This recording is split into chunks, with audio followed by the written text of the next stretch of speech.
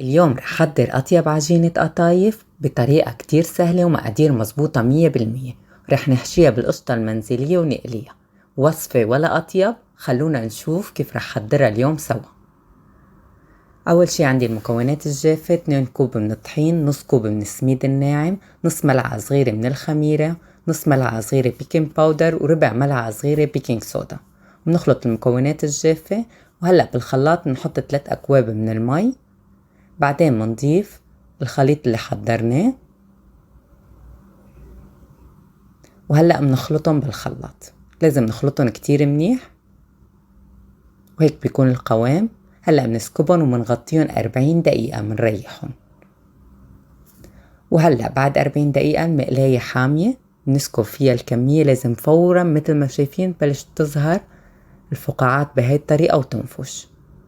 بمجرد ما نشفت منشيلها فورا ومنحطها بقلب منشفة. شايفين؟ رح أعمل وحدة تانية. المقلاية تكون حامية، درجة النار وسط. فورا شايفين الفقاعات والأطراف بتضل بيضة. بمجرد ما نشوفها نشفت منشيلها ومنحطها بقلب المنشفة لحتى تبرد. وهلأ بعد ما خلصت الكمية كلها، شايفين العجينة شو طرية وبتسكر معنا بكل سهولة. هاي القشطة اللي بنعملها بالبيت، طبعا الفيديو موجود عندي على القناة.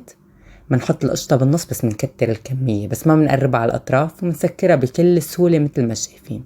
بس لازم القشطة تكون متماسكة مثل ما شايفين. شايفين؟ ولا أسهل من هيك. وهلأ بدي اقليهم. عندي زيت حامي، درجة النار متوسطة. منحط القطايف. طبعا مستحيل تفتح معكم لأنه العجينة ظابطة 100%. وبمجرد ما ياخدوا اللون الذهبي منشيلهم.